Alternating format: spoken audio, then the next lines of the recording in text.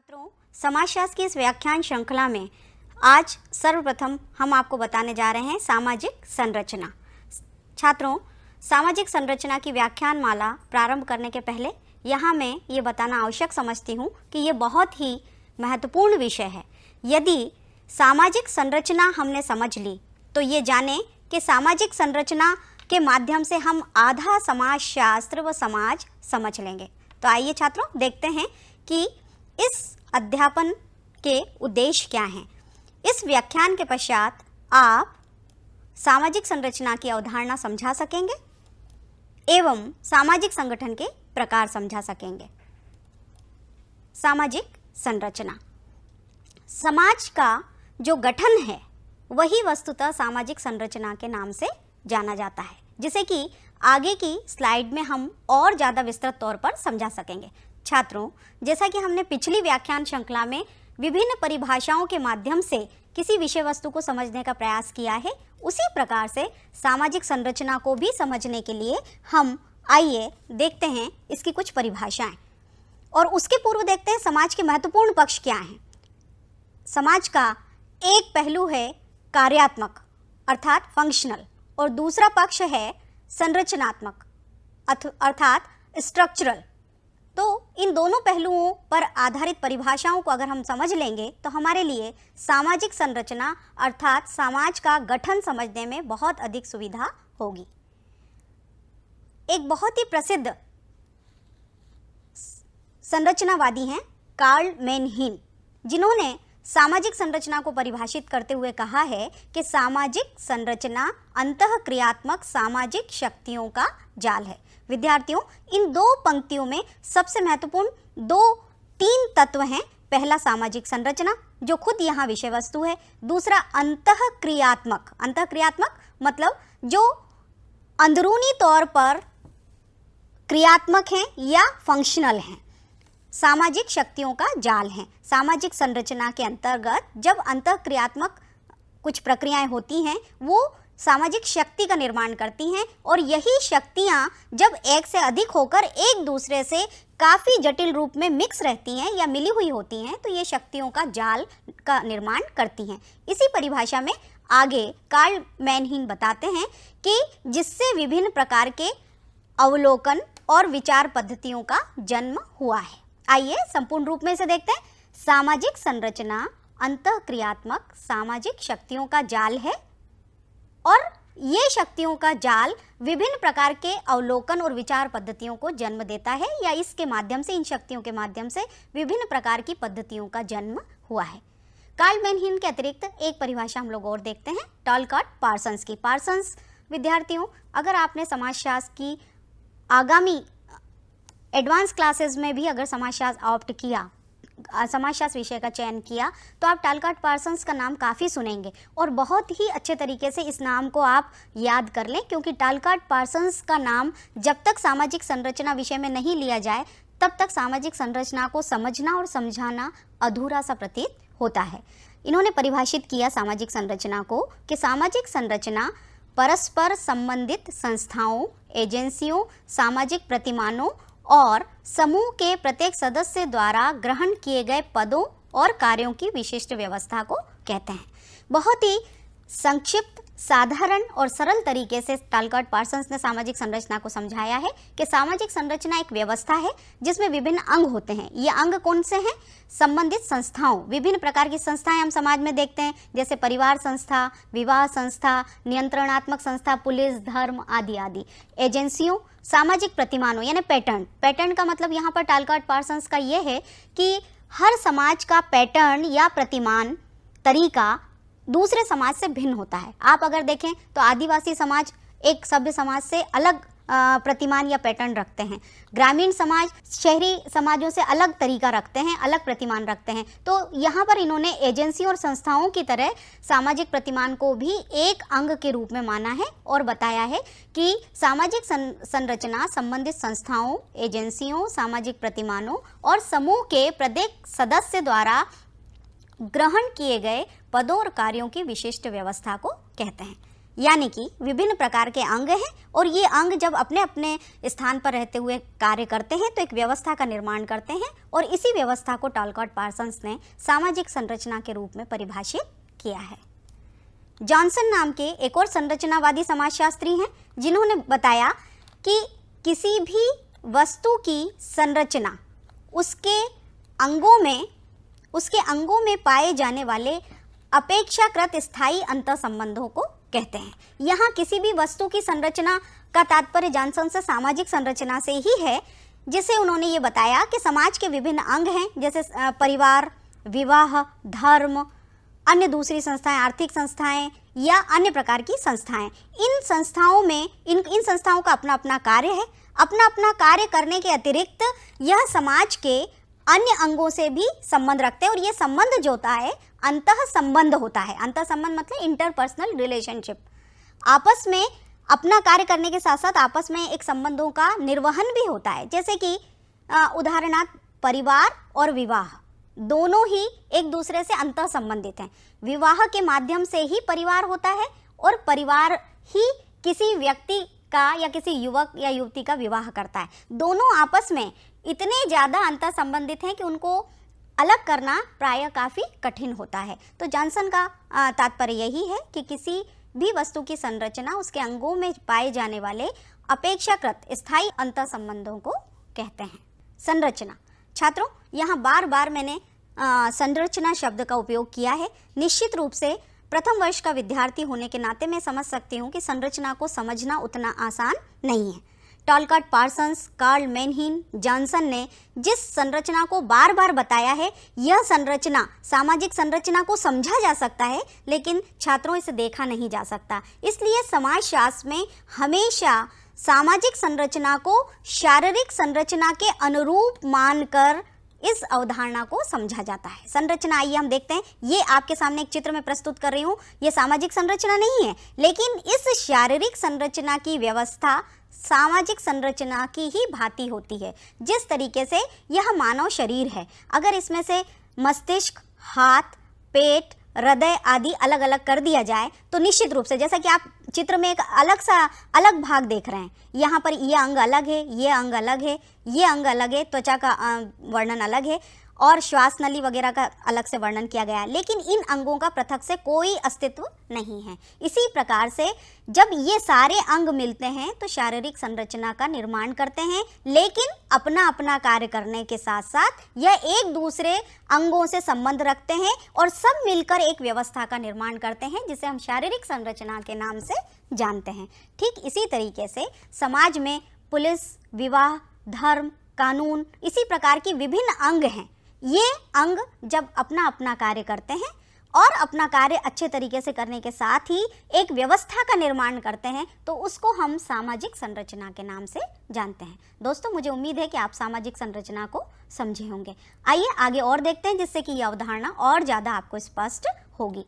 सामाजिक संरचना की विशेषताएं। जब विभिन्न अंग मिलकर एक व्यवस्था बनाते हैं तो उसे सामाजिक संरचना कहते हैं और इस संरचना की क्या विशेषताएं होती हैं, क्या खासियत होती हैं, ये हम देखते हैं। संरचना की सबसे पहली विशेषता होती है सामाजिक संरचना का निर्माण दो प्रकार की प्रक्रियाओं से होता है। जैसे शरीर में विभिन्न प्रकार की प्रक्रियाएं होती हैं, पाचन प्रक्रिया, रक्त को शुद्ध करने की प्रक्रिया, ठीक उसी प्रकार से सामाजिक संरचना में भी दो प्रकार की प्रक्रियाएं होती हैं। पहली प्रकार की प्रक्रिया होती है सहयोगी प्रक्रिया और दूसरे प्रकार की प्रक्रिया होती है असहयोगी प्रक्रिया। अब हम ये देखें कि सहयोगी प्रक्रियाएं कौन कौन सी हैं।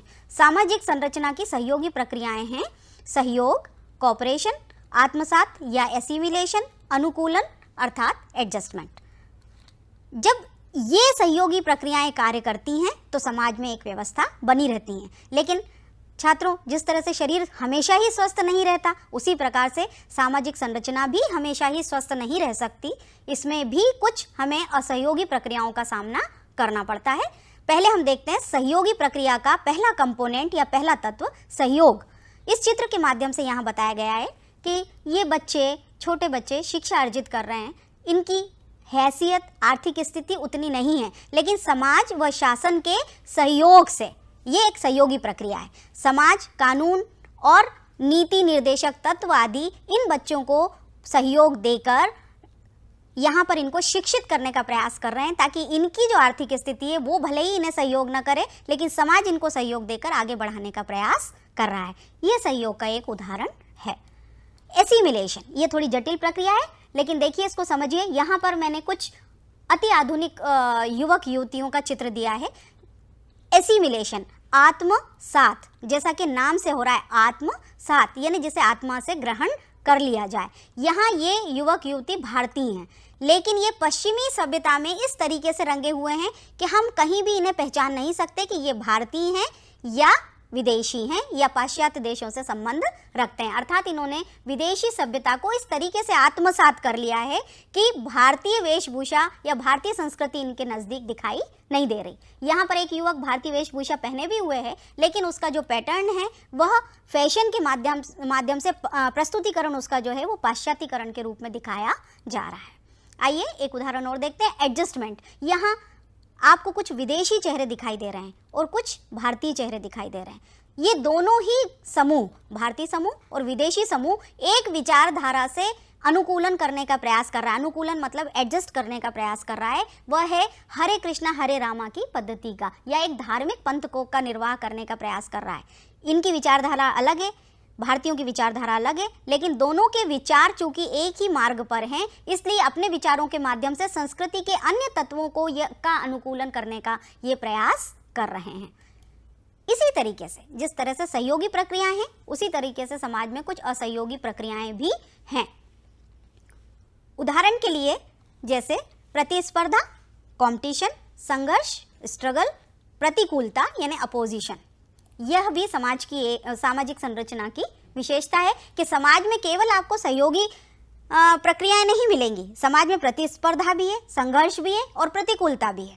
और छात्रों, इसको पूरी तरीके से इन प्रक्रियाओं को हम नकार नहीं सकते, क्योंकि चाहे ये असहयोगी प्रक्रियाएं हैं, लेकिन उसके बावजूद भी प्रतिस्पर्धा का भी अपना महत्व है। प्रतिस्पर्धा से क्वालिटी मिलती है, जिन्हें आगे की कक्षाओं में मैं विस्तार से आपको बताऊंगी। संघर्ष से एक व्यक्ति जो पिछड़ जाता है वह भी आगे आने का प्रयास करता है। प्रतिकूलता की वजह से एडजस्टमेंट बढ़ता है, जिससे समाज में आपसी समझ और अंडरस्टैंडिंग का विकास होता है और आपस में वो प्रतिबद्धता के माध्यम से ज़्यादा बंध जाते हैं। तो ये प्रक्रियाएं चाहे हमें असहयोगी प्रक्रियाएं प्रतीत होती हों, लेकिन महत्व की दृष्टि से ये भी महत्वपूर्ण प्रक्रियाएं होती हैं। एक और समाज की विशेषता है, सामाजिक संरचना की विशेषता है, वह है सामाजिक संरचना अत्यंत विस्तृत एवं जटिल है। तो छात्रों, जैसा मैंने आपको बताया कि समाज में सहयोग है, समाज में एडजस्टमेंट है, एसिमिलेशन है, इसी प्रकार से सामाजिक संरचना जटिल क्यों है? क्योंकि जहां एक और हमें बड़ा संपन्न वर्ग एडजस्टमेंट और अनुकूलन का दिखाई दे रहा है, वहीं पर यह संघर्ष की प्रक्रिया दिखाई दे रही है, जिससे कि औपचारिक संस्थाएं कंट्रोल करने का या नियंत्रण करने का प्रयास कर रही हैं। एक ऐसा तबका भी है जो कि अपनी रोजी रोटी के लिए इतना मजबूर है, जिसके आगे सारे मूल्य बेकार होते हैं और उन मूल्यों को उन्हें समझाना उनके लिए बहुत मुश्किल होता है। अर्थात विभिन्न प्रकार के मानसिक स्तर वाले लोगों को एक स्तर पर लाकर सामाजिक संरचना को समझना है। इसलिए सामाजिक संरचना अधिक विस्तृत एवं जटिल है। एक ही अलग अलग स्तर के लोगों को एक साथ संगठित रूप में लाना है, सबका विकास करना है, अलग अलग वर्ग के लिए अलग अलग प्रकार की आवश्यकताएं हैं, इसलिए सामाजिक संरचना को अत्यधिक जटिल एवं विस्तृत माना जाता है। सामाजिक संरचना में स्तरीकरण होता है। स्तरीकरण छात्रों, आप जानते हैं कि स्तर, विभिन्न प्रकार के जब स्तर होते हैं, यानी सीढ़ियां, हर व्यक्ति अलग अलग स्तर पर है, हर वर्ग अलग अलग स्तर पर है। मानसिक स्तर, आर्थिक स्तर, सामाजिक स्तर, ये सारे स्तर होते हैं, लेवल होते हैं। तो समाज में ये लेवल की स्थिति हमको दिखाई देती है। पूरा समाज एक ही लेवल में दिखाई नहीं देता। यहाँ 3 चित्रों के माध्यम से मैंने समाज में स्तरीकरण को स्पष्ट करने का प्रयास किया है। पहला स्तर में आपको एक बहुत ही बड़े सेलिब्रिटी दिखाई दे रहे हैं जो कि इलीट क्लास के हैं, अभिजात्य वर्ग के हैं। दूसरा चित्र आपको दिखाई दे रहा है जो कि एक मध्यम वर्गीय परिवार है। मध्यम वर्गीय बाजार का दृश्य आपको दिखाई दे रहा है। मध्यम वर्गीय परिवार के लोग यहाँ अपनी आवश्यकता पूर्ति भी कर रहे हैं और धनोपार्जन करने के लिए भी इस मार्केट में आए। तीसरे चित्र के माध्यम से मैंने यहाँ पर यह दर्शाने की कोशिश की है कि सामान्य वर्ग भी है जो अपनी रोजी रोटी के लिए विभिन्न प्रकार की तरीके अपनाता है।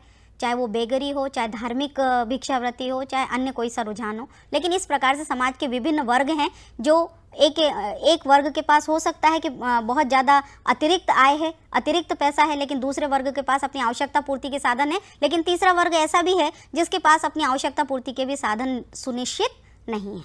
आइए अगली विशेषता देखते हैं। समाज में श्रम विभाजन होता है। जिस तरीके से शरीर के विभिन्न अंगों में श्रम विभाजन होता है, मस्तिष्क का कार्य मस्तिष्क करता है, उदर का कार्य उदर करता है, पैरों का काम पैर करते हैं, हाथ का काम हाथ करते हैं, उसी प्रकार से हमारे समाज में सामाजिक संरचना में भी श्रम विभाजन होता है। यहाँ इस चित्र के माध्यम से मैंने बताने का प्रयास किया है। एक ग्रामीण महिला है, अपने परिवार की उदर पूर्ति का कार्य इसके ऊपर है। यहाँ यह श्रम परिवार का जो एक कार्य इसके ऊपर बटा हुआ है, इसी माध्यम से ये अपने परिवार का यहाँ कुकिंग कर रही है।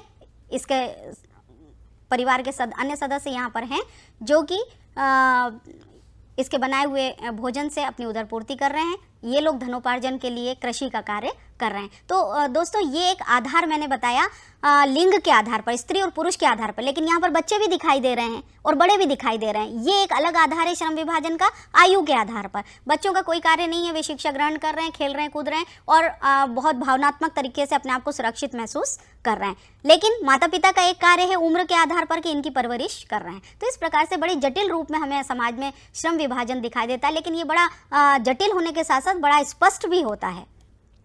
सामाजिक संरचना कई इकाइयों से निर्मित होती है। जिस तरह से छात्रों शारीरिक संरचना कई अंगों से मिलकर बनती है, एक ही अंग नहीं होता कि अगर हृदय बहुत इंपॉर्टेंट है तो हृदय है, मस्तिष्क नहीं है, या उदर है, पेट है, इस तरह का नहीं है। सारी विभिन्न प्रकार के अंग हैं जिनका अपना अपना काम, एक छोटे से छोटे अंग में भी एक महत्वपूर्ण स्थिति होती है और महत्वपूर्ण उसका फंक्शन होता है। उसी प्रकार से सामाजिक संरचना कई इकाइयों से निर्मित होती है एवं इन इकाइयों में परस्पर अंतर संबंध होता है। देखिए कई इकाइयाँ किस प्रकार की होती हैं। यह एक अभिजात्य वर्ग का सदस्य है जो कि विभिन्न प्रकार की योजना, अब धन कमाने के लिए, अपनी इंडस्ट्री बढ़ाने के लिए विभिन्न प्रकार की योजनाएं मार्केट में लागू करता है। मध्यम वर्गीय लोग हैं जो कि उन योजनाओं का फायदा भी उठाते हैं, तो इस अभिजात्य वर्ग के सदस्य को फायदा भी मिलता है, साथ में इन मध्यम वर्गीय परिवार के मध्यम वर्ग के लोगों की आवश्यकताएं भी पूरी होती हैं। इन लोगों में आवश्यकता पूर्ति के दौरान नियंत्रण बना रहे, किसी भी तरह की अराजकता ना हो,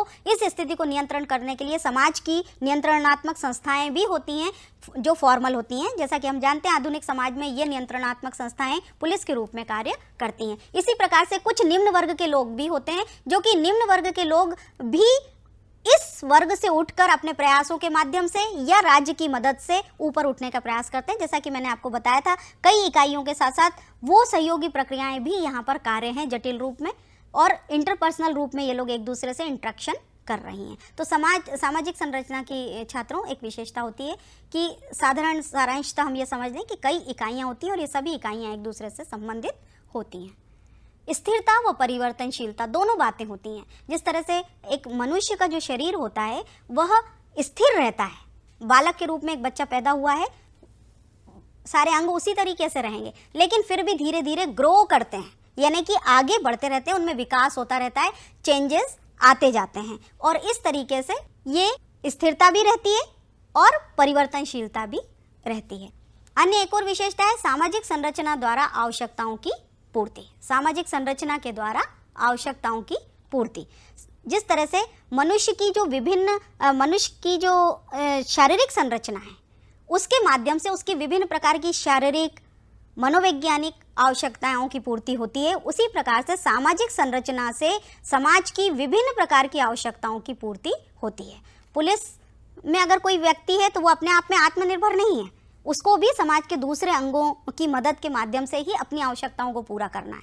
अगर एक परिवार है और वह धार्मिक कार्यों के माध्यम से अपनी उदर पूर्ति करता है तो केवल धार्मिक गतिविधियों के माध्यम से ही अपना जीवन यापन नहीं कर सकता, उसको शैक्षणिक संस्थाओं की आवश्यकता होगी जहां वो बच्चों को शिक्षा दिलवा सके और उन्हें उनका सामाजिकरण कर सके। इसी प्रकार से शैक्षणिक संस्थाओं के जितने भी सदस्य हैं उनको भी अन्य दूसरी कानूनी या न्यायिक या अन्य प्रकार की आवश्यकताएं होती हैं, और इस प्रकार से समाज का हर अंग एक दूसरे से जुड़कर अपनी अपनी आवश्यकताओं की पूर्ति करता है। यहाँ पर मैंने निबंधात्मक प्रश्न आपको असाइनमेंट के रूप में दिए हैं, आप कृपया इसको नोट कर लें। सामाजिक संरचना की अवधारणा पर एक निबंध लिखिए। यह परीक्षा की दृष्टि से बहुत ही उपयोगी प्रश्न है, जिसके माध्यम से आप सामाजिक संरचना विषय पर काफ़ी अच्छे अंक प्राप्त कर सकते हैं। आप कृपया अपनी नोटबुक और पेन लेकर बैठें। मैं आपको इसके लिए कुछ निर्देशन देना चाहती हूँ। सामाजिक संरचना की, यद्यपि मैंने व्याख्यान माला के दौरान काफ़ी विस्तार से आपको बताया है, लेकिन जब आप किसी प्रश्न का उत्तर लिखें तो सामाजिक संरचना की थोड़ी सी भूमिका लिखें। भूमिका लिखने के बाद आप 3 परिभाषाएं लिखें, जिनका मुख्य परिभाषाओं का उल्लेख मैंने यहाँ पर किया है। पहली परिभाषा कार्ल मैनहिन की, जो बहुत ही अच्छी परिभाषा है। दूसरी टॉलकाट पार्सन्स की। तीसरी परिभाषा जॉनसन की, जिसमें ये बताया कि आपस में इनका अंतः निर्भर रहने का एक संबंध होता है, विभिन्न अंगों का, जो शारीरिक संरचना की तरह होता है। ये तीनों परिभाषाएं दीजिए। तीनों परिभाषाओं के बाद आप विभिन्न प्रकार का इनका अर्थ बताइए। जब आप विस्तार से लिखें, अगर प्रश्न निबंधात्मक है तो आप परिभाषाओं का सारांश अवश्य लिखें, और अगर आपका प्रश्न संक्षिप्त है, जनरली सामान्यतः सामाजिक संरचना पे संक्षिप्त प्रश्न नहीं आया करते, इसलिए आप इस पे एक निबंधात्मक प्रश्न ही तैयार करें। निबंधात्मक प्रश्न के अंतर्गत आपको विभिन्न परिभाषाओं का सारांश लिखना है, और सारांश लिखने के बाद आपको एक एक परिभाषा के ऊपर अपने विचार लिखना है। अपने विचार से मेरा तात्पर्य कि जो समाजशास्त्री ने शब्द दिए उसमें अपने शब्दों में आप उसका सारांश लिखिए। इसके साथ ही आप विभिन्न विशेषताओं के बारे में लिखिए, और विशेषताओं के बारे में लिखने के बाद फिर थोड़ा सा सारांश लिखिए। ये सारांश परिभाषाओं और विशेषताओं का सार होगा, करीब 8-10 पंक्तियों में। तो छात्रों, आपको पूरा निर्देशन मिला होगा। सामाजिक संरचना की अवधारणा पर एक निबंध लिखिए। अब एक प्रश्न मैंने आपके लिए और तैयार किया है। सामाजिक संरचना को परिभाषित करते हुए इसकी 5 मुख्य विशेषताओं के बारे में लिखिए। यही प्रश्न है, लेकिन इसे दूसरे तरीके से पूछा गया है। यहाँ अवधारणा जब पूछा जाता है तो यहाँ हमें परिभाषाओं को विस्तार से लिखना है और उन पर सारांश लिखना है। लेकिन जब यहाँ पर आप देखिए इस प्रश्न की संरचना, यहाँ हम सामाजिक संरचना को समझ रहे हैं, लेकिन मैं प्रश्न की संरचना पर आपका मुख्य तौर पर ध्यान आकर्षित कर रही हूँ। प्रश्न की जो संरचना है वह मुख्यतः आधारित है विशेषताओं के ऊपर। तो आप करीब 2 परिभाषाएं लिखें, 2 परिभाषाओं का 2 पंक्तियों में सारांश दें, और 5 जो मुख्य विशेषताएं बताई हैं उनको दें, और ये विशेषताएं काफ़ी विस्तार से उदाहरण सहित लिखिए, जिसमें एक निबंधात्मक 300 शब्दों का एक आपका उत्तर तैयार हो सके। तो छात्रों, आज काफ़ी विस्तार से हमने सामाजिक संरचना के विषय में जाना। एक बार हम फिर देखते हैं कि हमने इस व्याख्यान के अंतर्गत क्या समझा। सामाजिक संरचना की अवधारणा। सामाजिक संरचना की अवधारणा के अंतर्गत हमने विभिन्न प्रकार की परिभाषाएं जानी, जिनका सार यह है कि सामाजिक संरचना समाज के विभिन्न अंगों की एक ऐसी व्यवस्था है जो अंग अपने अपने स्थान पर कार्य करते हुए दूसरे अंगों को मदद करते हैं और एक ऐसी प्रकार की संगठनात्मक व्यवस्था का निर्माण करते हैं जिससे कि समाज सतत परिवर्तनशील होता है और विकासशील होता है। साथ ही हमने सामाजिक संरचना की परिभाषा में ये भी जाना कि सामाजिक संरचना में 2 प्रकार की प्रक्रियाएं होती हैं, सहयोगी प्रक्रियाएं व असहयोगी प्रक्रियाएं। सामाजिक संरचना की सहयोगी प्रक्रियाओं में हमने 2 बातों का जिक्र यहाँ पर किया। सहयोगी प्रक्रिया में सहयोग, आत्मसात और अनुकूलन के बारे में या एडजस्टमेंट के बारे में जाना, और समाज की असहयोगी प्रक्रियाओं के अंतर्गत प्रतिस्पर्धा, संघर्ष और प्रतिकूलन या विरोध या अपोजिशन के बारे में जाना। इसके साथ ही देखिए यहाँ पर हमने जाना। अब आइए थोड़ा सा हम यहाँ और विस्तार से आपको बताएं कि सहयोगी प्रक्रियाएं कैसे हो जाती हैं। यह शारीरिक संरचना को हम मान के चल रहे हैं कि यह एक सामाजिक प्रक्रिया है। यह सामाजिक प्रक्रिया है। अगर इसके विभिन्न अंग सहयोग करते हैं, मान लीजिए मस्तिष्क की बात हृदय सुन रहा है या पेट सुन रहा है, मस्तिष्क ये कहता है कि कोई चीज़ हमारे लिए नुकसानदायक है तो हम उसको ग्रहण ना करें। अगर ये हम एडजस्टमेंट अपने में ले आते हैं तो यहाँ अंगों में सहयोग है, और अगर इन अंगों में सहयोग नहीं है तो मान लीजिए क्या सहयोगी प्रक्रियाएं। ठीक इसी प्रकार से हम सामाजिक संरचना को में भी समझ सकते हैं कि अगर अंग सहयोग करते हैं तो सहयोगी प्रक्रियाएं होती हैं, अदरवाइज ये असहयोगी प्रक्रियाएं होती हैं। यहाँ एक बात विशेष तौर पर मैं बता दूं कि सहयोगी प्रक्रियाएं संगठन पैदा करती हैं, असहयोगी प्रक्रियाएं असंगठन पैदा करती हैं। तो छात्रों, आज हमने सामाजिक संरचना के बारे में काफ़ी विस्तार से जाना। अगले भाग में हम स्थिति व भूमिका के बारे में चर्चा करेंगे। मुझे उम्मीद है कि आपने सामाजिक संरचना के विषय में काफ़ी समझा होगा। धन्यवाद। समाजशास्त्र के सभी छात्रों का स्वागत है। छात्रों, आज हम सामाजिक संरचना के भाग 2 के विषय में जानेंगे। इसी श्रृंखला के भाग 1 में मैंने सामाजिक संरचना की अवधारणा के विषय में काफ़ी विस्तार से आपको बताया था। सामाजिक संरचना का अगला भाग है परिस्थिति एवं भूमिका।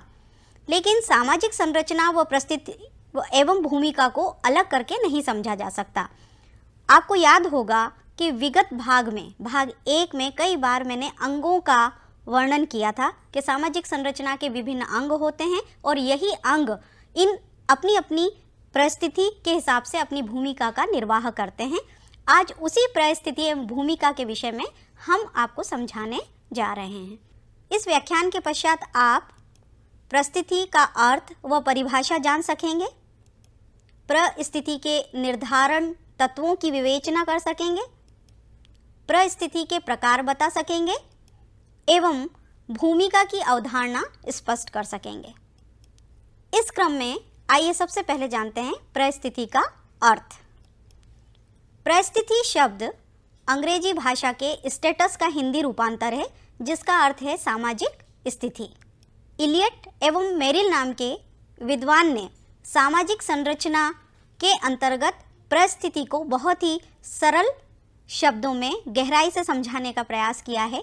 वे परिभाषित करते हैं कि व्यक्ति की परिस्थिति का अर्थ उस स्थिति से है जो वह अपनी आयु, लिंग, विवाह, शारीरिक योग्यता, उपलब्धि और उसे सौंपे गए कार्यों के कारण प्राप्त करता है।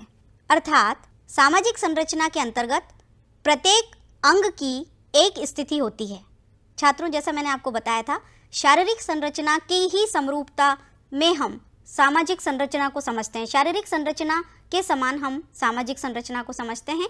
जिस प्रकार से शारीरिक संरचना के विभिन्न अवयव होते हैं, उसी प्रकार से सामाजिक संरचना के भी विभिन्न अवयव होते हैं। इन अवयवों की, इन अंगों की एक स्थिति होती है।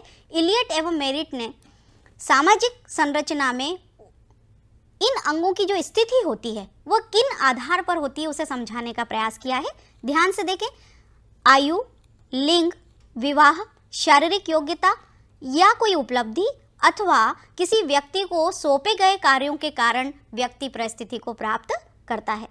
सबसे पहला आधार है आयु। यहाँ 3 विभिन्न आयु के व्यक्तियों के चित्र दिए हैं। इसमें एक और हमें जहाँ 2 बच्चियाँ खेलती हुई दिखाई दे रही हैं जो बहुत ही कम आयु की हैं, एक युवक दिखाई दे रहा है, एनर्जेटिक युवक दिखाई दे रहा है। तीसरे चित्र में हमको एक वृद्धा दिखाई दे रही है, साथ में एक बहुत ही कर्मठ युवती भी दिखाई दे रही है। परिस्थिति के विषय में इन चित्रों को मैं इस प्रकार से समझाना चाहूँगी कि हर व्यक्ति का समाज में, सामाजिक संरचना में महत्व है, लेकिन हर व्यक्ति को आयु के हिसाब से उसकी आयु से जुड़े अनुभवों के आधार पर ही स्थिति या स्टेटस प्राप्त होता है। वृद्ध महिला है, चूंकि इसके पास अनुभव है इसलिए इसे सम्मान दिया जाएगा, लेकिन इनकी शारीरिक क्षमताएं क्षीण हो चुकी हैं, इसलिए इनके स्थान पर जहां कार्य करने की बात आएगी वहां पर युवकों को ज़्यादा महत्व दिया जाएगा। लेकिन फिर भी चूंकि इन्होंने अपना पूरा जीवन काल कार्य करते हुए बिताया होता है, इसलिए वृद्धों को अपनी उम्र में अनुभव के आधार पर सम्मान दिया जाता है या एक स्टेटस दिया जाता है। इसी तरीके से वृद्ध के कंपैरिजन में जो यंग हैं, युवक हैं, युवक युवतियाँ, वो अनुभव प्राप्त नहीं है, लेकिन उनकी शारीरिक गठन, उनकी शारीरिक संरचना मजबूत है और वो मेहनत कश कार्यों को कर सकते हैं, मेहनत कर सकते हैं। इसलिए युवक युवतियों का यौन के आधार पर यानी आयु के आधार पर महत्व होता है। यहाँ छोटे बच्चों का भी बहुत महत्व होता है, वो कल का भविष्य होते हैं, देश के, समाज का भविष्य होते हैं, इसलिए इनका महत्व है। लेकिन इनका कल के आधार पर महत्व होता है, इनके अधिकार के आधार पर महत्व होता है, इन दोनों आयु के समूहों के आधार पर महत्व नहीं होता। तो महत्वपूर्ण हर अंग या हर स्थिति है, लेकिन उसकी स्थिति का निर्धारक तत्व जो होता है वो आयु होता है। आइए देखते हैं अगला निर्धारक तत्व, लिंग। किसी व्यक्ति का स्त्री या पुरुष होना भी उसकी स्थिति को, सामाजिक स्थिति को निर्धारित करता है। जहां हम देख रहे हैं कि पुरुष अपनी आज़ादी को एंजॉय कर रहा है, अपनी स्वतंत्रता को एंजॉय कर रहा है, उस पर रीति रिवाजों की कोई बेड़ियां नहीं है। वहीं स्त्रियां कुछ अपना मुंह ढके नहीं हुए हैं, लेकिन कुछ समाज में ज़्यादातर ग्रामीण क्षेत्र या दूसरे समाज ऐसे हैं जहाँ पर स्त्रियों को पुरुषों के कंपैरिजन में कम आज़ादियाँ दी गई हैं। तो इन दोनों का जो स्टेटस है, कहीं भी आने जाने की स्वतंत्रता, किसी भी समय आने जाने की जो स्वतंत्रता है, वो पुरुषों के कंपैरिजन में एक अनकही स्वतंत्रता सामाजिक रूप में। वैधानिक तौर पे तो छात्रों आप जानते हैं कि संविधान के समक्ष सभी वर्ग, सभी लिंग समान है, लेकिन उसके बावजूद भी जो सामाजिक स्वतंत्रता और सामाजिक स्थिति की जहां हम यहाँ चर्चा कर रहे हैं, तो पुरुषों को यह स्थिति ज़्यादा अच्छी प्राप्त है अपेक्षाकृत महिलाओं के। विवाह भी आधार होता है जिससे स्टेटस या तो बढ़ सकता है या कम हो सकता है या और ज़्यादा आगे की तरफ जा सकता है। शारीरिक योग्यता, यहाँ दो काफ़ी प्रसिद्ध खेल सितारे हम देख रहे हैं, सानिया मिर्जा और सचिन तेंदुलकर, दोनों ही अपनी शारीरिक योग्यता से अपने अपने खेल के क्षेत्र में इन्होंने अपना स्थान बनाया है और इसी वजह से इनको स्टेटस यानी सामाजिक स्थिति इनको यह प्राप्त हुई है सम्मानजनक। सौंपे गए कार्य, इलियट एवं मेरिट ने जो बताया है कि सामाजिक स्थिति व्यक्ति को उसके सौंपे गए कार्यों के आधार पर भी प्राप्त होती है। व्यक्ति की विशेष योग्यता के आधार पर जब उसे कोई विशेष कार्य सौंपे जाते हैं, वह भी उसकी एक सामाजिक स्थिति का बहुत बड़ा निर्धारक तत्व होता है। इसके अतिरिक्त कभी कभी व्यक्ति की सौंपे गए कार्य, मान लीजिए बहुत सारे सौंपे गए, एक व्यक्ति ने अपनी स्थिति भी अर्जित कर ली, लेकिन उसके अतिरिक्त कभी कभी व्यक्ति उस सौंपे गए कार्य के अतिरिक्त कुछ इस तरह की उपलब्धि प्राप्त कर लेता है जिससे कि वो अन्य सामान्य लोगों से अपनी एक विशिष्ट स्थिति बना लिया करता है। जैसे कि हम देखते हैं भारत की प्रथम महिला पुलिस अधिकारी, भारतीय महिला पुलिस अधिकारी जो हैं श्रीमती किरण बेदी, डॉक्टर किरण बेदी, इनने अपने विशेष प्रयासों के माध्यम से मैक्स एसे प्राइज़ लिया। इसी तरीके से हम ये सुनीता विलियम्स को देख रहे हैं जिन्होंने विशेष प्रयास किए अपने क्षेत्र में, जिसकी वजह से इनकी जो उपलब्धियां हैं इससे दूसरे एस्ट्रोनॉट से अलग हटके इनका स्थान बना है। इसी तरीके से डॉक्टर किरण बेदी का स्थान अन्य वरिष्ठ पुलिस अधिकारियों से अलग है, अलग पहचान है। अंतर्राष्ट्रीय सेलिब्रिटी के तौर पे ये अपना स्टेटस एंजॉय करती हैं, अपनी परिस्थिति का आनंद लेती हैं। तो छात्रों, कभी कभी व्यक्ति की उपलब्धियां भी उसका की सामाजिक परिस्थितियों को निर्धारित करती हैं। इसी तरीके से जैसे इलियट एवं मेरिट ने खास तौर पे कुछ आधार बताए हैं सामाजिक परिस्थिति को निर्धारित करने के, उसी तरीके से मैकाइवर एवं पेज ने भी सामाजिक परिस्थिति को परिभाषित करते हुए कहा है कि परिस्थिति वह सामाजिक दशा है जिसके कारण व्यक्ति को अन्य वैयक्तिक गुणों को ध्यान में रखते हुए एक खास प्रकार की प्रतिष्ठा, आदर एवं प्रभाव मिलता है। जैसे कि अभी हमने पिछली स्लाइड में ही आपको बताया कि व्यक्ति को जब वैयक्तिक गुणों की वजह से जब खास प्रकार की प्रतिष्ठा व आदर मिलता है तो वही उसकी सामाजिक परिस्थिति होती है। परिस्थिति एक सामाजिक दशा है जिसके कारण व्यक्ति को अन्य वैयक्तिक गुणों को ध्यान में रखते हुए खास प्रकार की प्रतिष्ठा, आदर एवं प्रभाव मिलता है। यही वास्तव में सामाजिक परिस्थिति होती है। परिस्थिति के निर्धारक तत्व, सामाजिक परिस्थिति तो हमने जान ली कि एक व्यक्ति की आयु, लिंग, विवाह, सौंपे गए कार्य या उसकी किसी उपलब्धि की वजह से जब वह किसी खास स्थिति को प्राप्त करता है तो उसे हम सामाजिक स्थिति के नाम से जानते हैं। लेकिन सामाजिक स्थिति के निर्धारक तत्व इलियट एवं मेरिट के हिसाब से हमने समझे हैं। अब हम सामान्य तौर पे जाने कि सामाजिक परिस्थिति के निर्धारक तत्व कौन कौन से हैं। इलियट एवं मेरिट ने जो उल्लेख किया उसमें दो चीज़ें और अगर जोड़ी जाएं जो उनके बाद के लेखों में हमें प्राप्त होती हैं।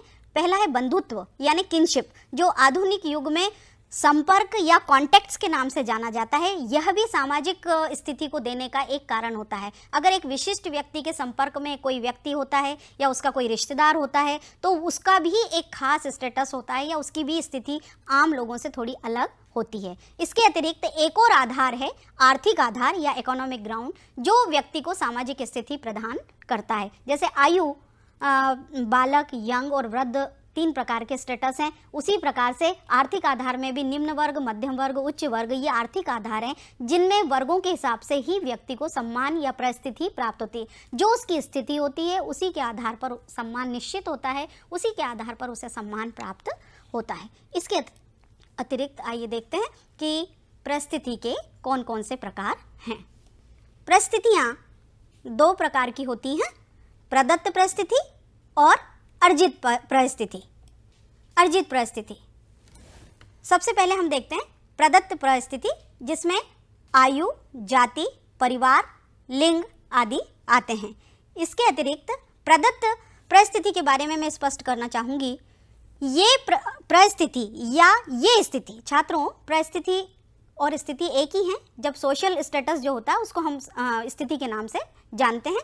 जब ये स्थिति हमें हमारी आयु के आधार पर, जाति के आधार पर, परिवार के आधार पर या लिंग के आधार पर प्राप्त होती हैं, तो ये स्थितियां प्रदत्त स्थितियों के नाम से जानी जाती है, यानी एस्क्राइब्ड स्टेटस, जिसमें किसी व्यक्ति का अपना कोई अंशदान नहीं होता, वरन ये स्थिति उसे अपने आप स्वाभाविक तौर पे प्राप्त होती है। एक व्यक्ति किस समय पे जन्म लेगा, किस जाति में जन्म लेगा, परिवार में किस परिवार में जन्म लेगा, गरीब अमीर कौन सी जाति में जन्म लेगा, या स्त्री होगा या पुरुष होगा, ये किसी व्यक्ति के हाथ की बात नहीं होती है, या इसमें उसका कोई भी कंट्रीब्यूशन नहीं होता। इसलिए इन आधारों के आधार पर, इन निर्धारक तत्वों के आधार पर जब जो सामाजिक स्थिति प्राप्त होती है, उस स्थिति को हम एस्क्राइब्ड स्टेटस के नाम से जानते हैं। इसी के साथ अर्जित स्थिति जो होती है वो व्यवसाय, कौन सा ऑक्यूपेशन व्यक्ति कर रहा है, आर्थिक आधार या कोई विशिष्ट सम्मान, किसी व्यक्ति ने कुछ ऐसे कार्य किए हैं जिससे कि उसे कोई सम्मान प्राप्त हुआ है।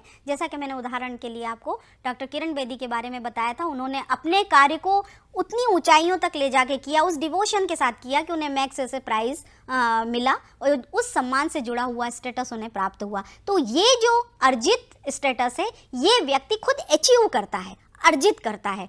उसका व्यवसाय इन चीज़ों में मदद कर सकता है, उसकी फाइनेंशियल कंडीशन या इकोनॉमिक ग्राउंड इसमें मदद करता है, साथ ही विशिष्ट सम्मान। लेकिन ये तीनों ही आधार ऐसे आधार हैं जो कि व्यक्ति तब इनको प्राप्त कर सकता है जब तक कि वो स्वयं प्रयास ना करे या वह स्वयं उसमें कोई अंशदान ना दे। तो आइए सबसे पहले देखते हैं आयु।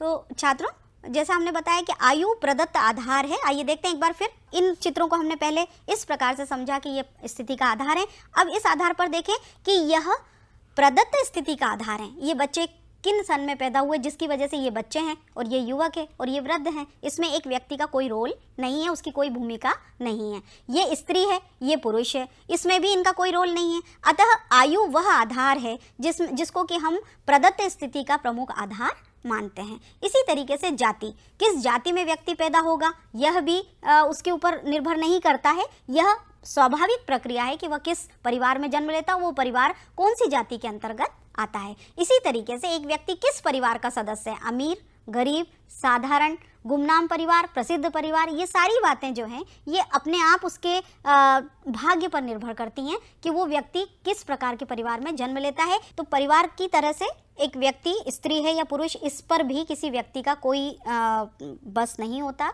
यानी कि इसमें उसका कोई अंशदान नहीं होता। इसलिए लिंग के आधार पर अगर कोई व्यक्ति कोई स्टेटस प्राप्त करता है, यानी पुरुष अगर पुरुष है तो उसमें उसका कोई अंशदान नहीं है। स्त्री अगर स्त्री है और स्त्री होने के नाते अगर उसका दोयम दर्जा है तो भी उसका कोई अंशदान नहीं है। अतः इस स्टेटस को, इस स्थिति को हम एस्क्राइब्ड स्टेटस के नाम से जानते हैं। अर्जित के बारे में मैंने आपको बताया था। व्यवसाय के आधार पर कुछ व्यवसाय जैसे प्रथम श्रेणी है, द्वितीय श्रेणी, तृतीय श्रेणी या साधारण व्यवसाय हैं। हर व्यवसाय से जुड़ा हुआ अपना एक स्तर होता है। व्यक्ति जिस प्रकार के स्तर से जिस प्रकार का व्यवसाय करता है उस प्रकार का सम्मान उसको प्राप्त होता है। कुछ व्यवसाय शक्तिशाली हैं जिसमें वह कई लोगों को एक साथ ओबलाइज करता है, वहाँ उसे अधिक सम्मान मिलता है। और अगर उसका स्टेटस हाई होता है, अगर कहीं कोई कुछ व्यवसाय ऐसे हैं जहां वो केवल रोजी रोटी अपनी अर्न कर सकता है, ऐसे व्यवसाय तुलनात्मक दृष्टिकोण से कम सम्मानजनक होते हैं। तो व्यवसाय भी आधार होते हैं सामाजिक स्थिति का, लेकिन यह सामाजिक स्थिति व्यक्ति की खुद की अर्जित की हुई स्थिति है। इसी प्रकार से आर्थिक आधार और विशिष्ट सम्मान, एक व्यक्ति किसी भी क्षेत्र में विशिष्ट कार्य करके कोई विशिष्ट सम्मान अगर प्राप्त कर लेता है तो इनको हम फिर अर्जित स्थिति का आधार बनाते हैं। अर्जित और प्रदत्त दोनों स्थितियों में एक सबसे बड़ा फर्क छात्रों में आपको ये बताना चाहती हूँ कि आयु, जाति, परिवार, लिंग, इनको परिवर्तित नहीं किया जा सकता। इनको व्यक्ति कोशिश करके भी परिवर्तित नहीं कर सकता। वो जिस आयु का है उसी आयु का होगा। जिस जाति में उसने एक बार जन्म लिया है उसी जाति का मरणोपरांत भी वो जाति परिवर्तित नहीं होगी। परिवार की सदस्यता भी समाप्त नहीं की जा सकती। लिंग भी उसका परिवर्तित सामान्यतः नहीं किया जा सकता। अर्जित स्थिति में सबसे बड़ा जो महत्वपूर्ण मुद्दा है या विशेषता कहें कि एक व्यक्ति किसी समय छोटा व्यवसाय कर सकता है, लेकिन अपनी मेहनत लगन के आधार पर वो काफ़ी ऊंचाइयों तक पहुंच के एक उच्च व्यवसाय को भी प्राप्त कर सकता है। आर्थिक आधार में भी अगर एक व्यक्ति उच्च वर्ग का सदस्य है तो आवश्यक नहीं कि वह हमेशा उच्च वर्ग का ही सदस्य रहेगा, निम्न वर्ग का भी वह सदस्य हो सकता है। अगर कहीं कुछ इस तरह की बातें होती हैं कि उसकी मेहनत में कमी होती है या अन्य कोई मुद्दे हो सकते हैं जिसकी वजह से उसके इकोनॉमिक ग्राउंड हमेशा चेंज हो सकते हैं।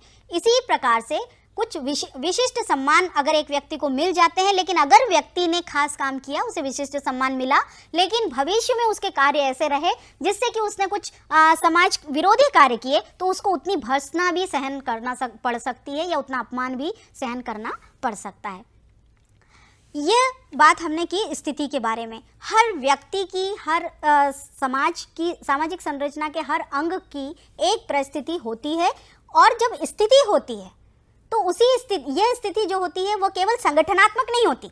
संगठनात्मक जो स्थिति होती है, जैसे कि हमने सामाजिक संरचना का उदाहरण दिया था, हमारे आँख, नाक, कान, मुंह, उदर, हाथ, पैर, ये केवल सजे हुए नहीं है। अगर ये सजे हुए हैं और फंक्शनल नहीं है, कार्य नहीं करते, इनकी भूमिका नहीं है, तो हम ये कह सकते हैं कि ये केवल दिखावटी हैं या मॉडल हैं।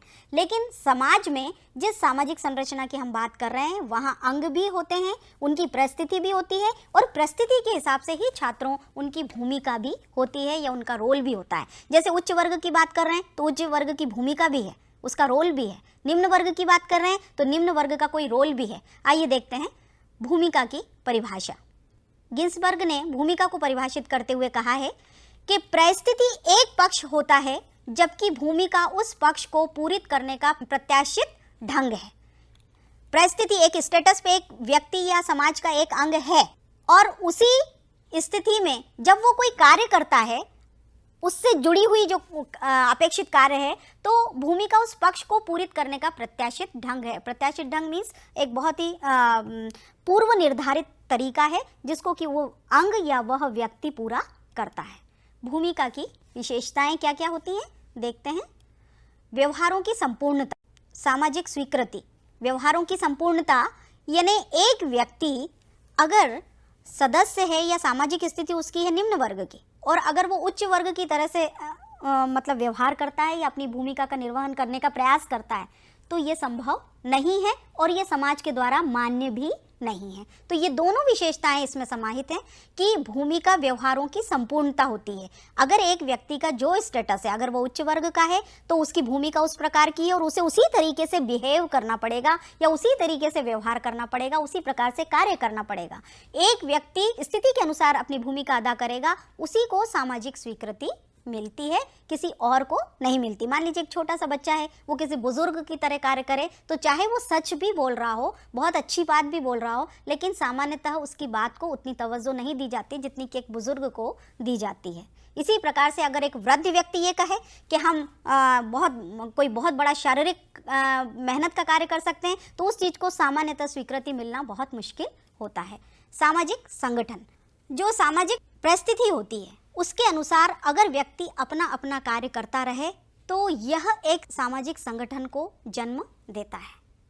अगर व्यक्ति की स्थिति कुछ और है, भूमिका कुछ और, तो सामाजिक संगठन की स्थिति हमें दिखाई नहीं देती। सामाजिक संगठन वस्तुतः वो स्थिति है जिसमें कि हर अंग, हर भाग, सामाजिक संरचना का हर भाग अपनी परिस्थिति के अनुसार अपनी भूमिका का निर्वहन करे। इसीलिए इसको सामाजिक भूमिका की विशेषता के रूप में जाना जाता है कि अगर व्यक्ति भूमिका अच्छे तरीके से अदा कर रहा है तो वह एक सामाजिक संगठन की स्थिति होती है। अगर हर अंग अपना कार्य अच्छे तरीके से करता है तो समाज में सामाजिक संगठन दिखाई देता है, और अगर सामाजिक संरचना का हर अंग अपनी स्थिति तो रखे लेकिन अपनी भूमिका अदा नहीं करता, तो समाज में एक विघटन की स्थिति आती है। सामाजिक संगठन की जब हम बात करते हैं तो वो स्थिति की बात करते हैं, उस स्थिति की बात करते हैं जिसमें समाज का हर पार्ट या हर भाग अपना अपना रोल, अपनी अपनी भूमिका अच्छे तरीके से अदा कर रहा है। इसके अतिरिक्त भूमिका की एक और विशेषता है कि भूमिका में विविधता होती है। समाज में जो अंग हैं, हमने बहुत पहले सबसे व्याख्यान श्रृंखला में सबसे पहले भाग में बताया था कि समाज सामाजिक संबंधों का जाल होता है। ये इसीलिए होता है क्योंकि भूमिकाओं में विविधता होती है। एक व्यक्ति धार्मिक संस्थाओं से भी जुड़ा है, सामाजिक संस्थाओं से भी जुड़ा है, परिवार से भी जुड़ा है, वह किसी का पुत्र भी है, किसी का पति भी है और किसी कार्यालय में कार्य करने वाला एक अधिकारी भी है। इसलिए हम ये कह सकते हैं कि भूमिकाओं में विविधता होती है। गतिशीलता, भूमिकाओं में गतिशीलता अर्थात ये एक ही जगह स्थिर होकर नहीं रहती, परिवर्तन होने लगता है। जब व्यक्ति की स्थिति में परिवर्तन होता है, उसी के हिसाब से, उसी के अनुसार व्यक्ति की भूमिका में भी परिवर्तन होता रहता है और इसीलिए भूमिका को गतिशील प्रकृति का माना जाता है। व्यक्तिगत रुचि अगर व्यक्ति की नहीं है तो वह भूमिका अपनी अच्छे तरीके से अदा नहीं कर सकता, चाहे वह किसी भी परिस्थिति पर पहुंच जाए। व्यक्तिगत रुचि बहुत ही महत्वपूर्ण इसमें भूमिका में भूमिका अदा करती है। मैं कहना चाहूँगी कि अगर एक व्यक्ति किसी भी स्थिति पर पहुंच गया है, मान लीजिए परिवार की ओर से उसे परिस्थिति मिल गई है उच्च, लेकिन उसका व्यवहार जो है, उसकी व्यक्तिगत रुचि सामान्य तौर पे रहने में, तो ऐसे में वो अपनी भूमिका अदा नहीं कर पाता। इसलिए व्यक्तिगत रुचि भी इसकी एक बहुत बड़ी विशेषता होती है। भूमिका का महत्व भी बहुत होता है। भूमिका अगर ना हो तो निश्चित रूप से, जैसा कि मैंने एक काल्पनिक स्थिति आपके सामने रखी कि सारे अंग होंगे, संरचना होगी, स्थिति होगी, लेकिन वो फंक्शनल नहीं रहेगी, वो कार्यात्मक नहीं रहेगी। ये सारी, जिस तरह से एक कार का मॉडल हमारे सामने खड़ा हुआ है, लेकिन वह कार्य करना तभी शुरू करता है जबकि हर पार्ट अपना अपना, हम चाबी घुमाते हैं, फिर गाड़ी आगे चलती है, तब वो अपना अपना कार्य करना शुरू करते हैं। ठीक यही स्थिति हमारे सामाजिक संरचना की होती है कि भूमिका इतनी महत्वपूर्ण होती है कि इसके बिना सामाजिक संरचना कार्यात्मक या फंक्शनल नहीं हो सकती।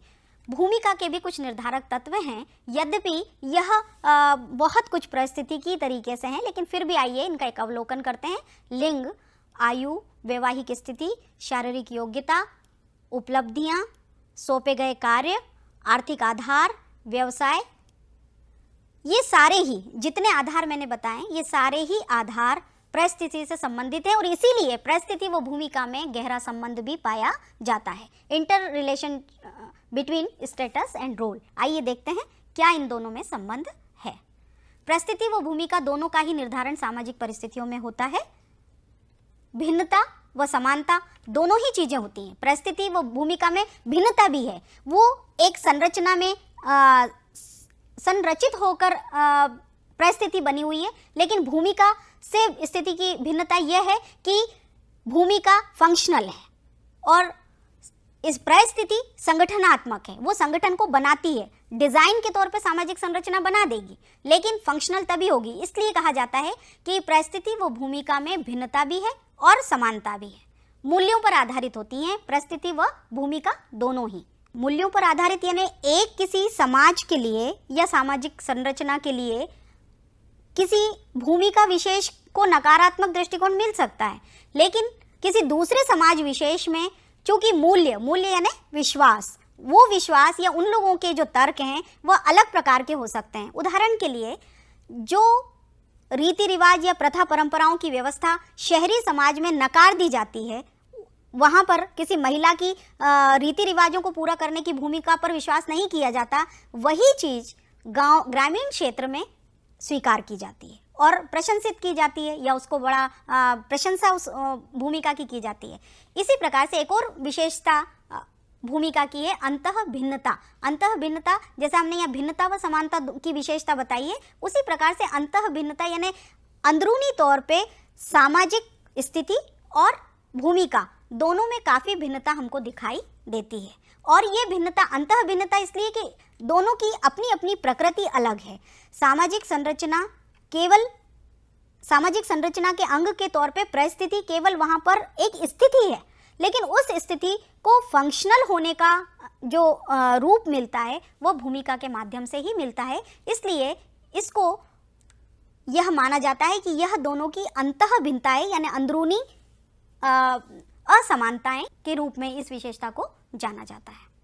छात्रों, मैंने परिस्थिति व भूमिका के विषय में काफ़ी विस्तार से आपको बताया कि परिस्थिति क्या है, भूमिका क्या है। परिस्थिति सामाजिक संरचना की वह स्थिति है जिसमें कि किसी विशेष स्थिति पर व्यक्ति को अपने कुछ आधारों के आधार पर स्थिति प्राप्त हो जाती है। उसी के अनुसार जब व्यक्ति अपने निर्धारित कार्य करता है तो उसको हम भूमिका के नाम से जानते हैं। आपकी पुनरावृत्ति के लिए मैंने कुछ प्रश्न रखे हैं, प्रश्नों के सही उत्तर का चयन करें।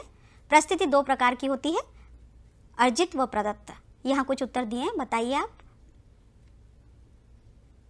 जी हाँ, अर्जित एवं प्रदत्त, यह इस प्रश्न का सही उत्तर है। एक प्रश्न और मैंने आपके सामने रखा है, निम्नलिखित में से कौन सा परिस्थिति निर्धारक तत्व है? आयु, उपलब्धि, विवाह। उपरोक्त सभी, कौन सा सही उत्तर है?